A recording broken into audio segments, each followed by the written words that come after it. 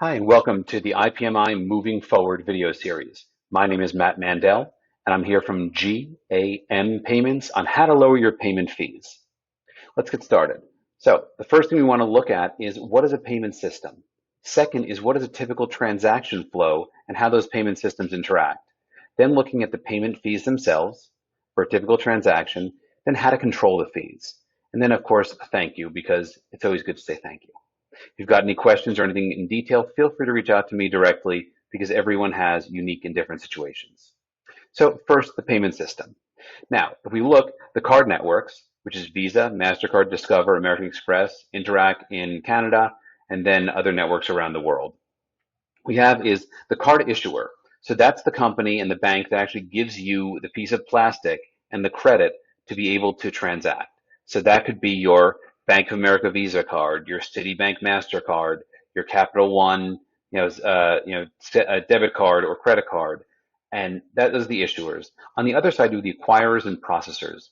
Those are the companies like your FIS, Vantiv, TSYS, Heartland, Citibank, Bank of America, Chase, that essentially allow you to go out there and write merchant accounts. Then essentially you have ISOs or independent sales organization or payment service provider. Then you have the gateways. So effectively a gateway is going to talk to a park system and then the acquirer and processor. So your message and your data goes from one to the other. The gateway is literally just the rails that connect the two.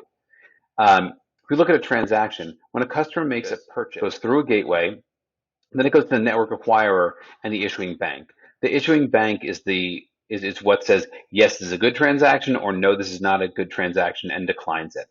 At the end of the day, all of those individual transactions from the different card issuing banks, we've got 4 here, end up going together and being bundled into a batch. That batch is then settled or deposited into the merchant's account, which is your parking account at the end of the day, seeing the entire number of transactions.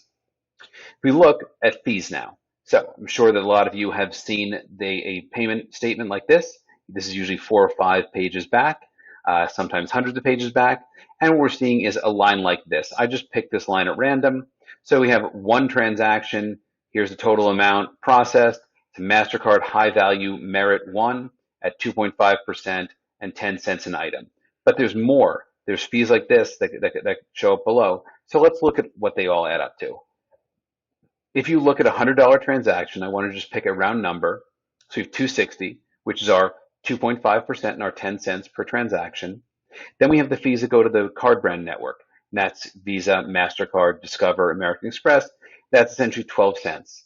Then you have the fees to the gateway, which are somewhere between about 5 and 15 cents, depending on what it is, and the fees to the processor, which would be your TSYS, your TSYS, your Fiserv, things like that. So those fees in general are the 22 cents. And then the remaining 97 cents or $97.06 goes to the garage operator, and that's what's deposited as a batch into your account. If we look at fees and fee control, one of the biggest overlooked areas is internal labor. What we have seen consistently is that per 100 parking lots, there's 20 internal support hours for payment-related tasks. Now, many operators are holding that as an expense of the management company and of the parking head office. But those hours can be managed, and that support can be managed by payment processors, thereby saving a large number of dollars and a large amount of money per year. That can be managing missing batches, refunds, chargeback responses, customer service, broken equipment, things like that in general. One other area that we've seen is PCI fees.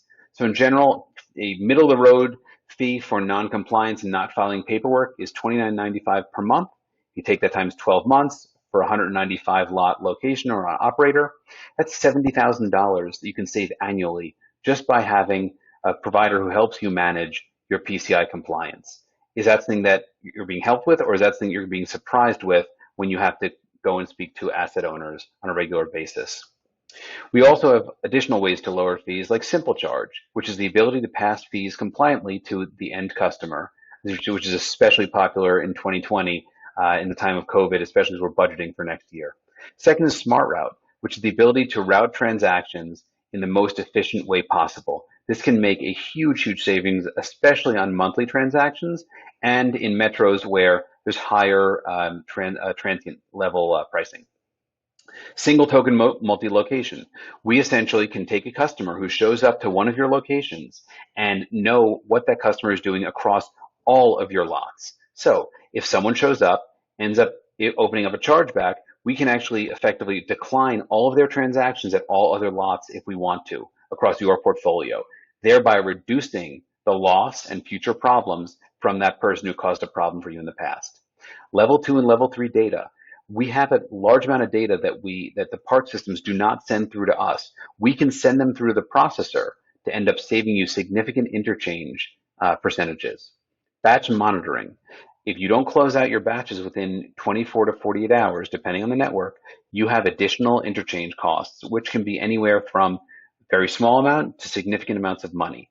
We monitor every single one of our locations every day to make sure that money is being deposited into your account, both for operating, as well as to make sure that you're qualifying for the lowest prices and lowest interchange rates. Accepting other methods. There may be a huge opportunity in accepting ACH or other transaction methods that would save you significant amount of money and end up making your operation much more efficient. Now, you always need to have a follow-up or a next step. So what is one thing that we spoke about at least that we talked about that could save you and your operating company at least $10,000 a year if you implemented it? Now, granted, we went over a whole bunch of things, and if you've got any questions, please feel free to reach out to you. Again, my name is Matt Mandel from GAM Payments. Feel free to call me direct on my cell phone, which is 202-528-2000, or email me, matt@gampayments.com. Thanks for your time, and look forward to seeing you at one of the shows soon.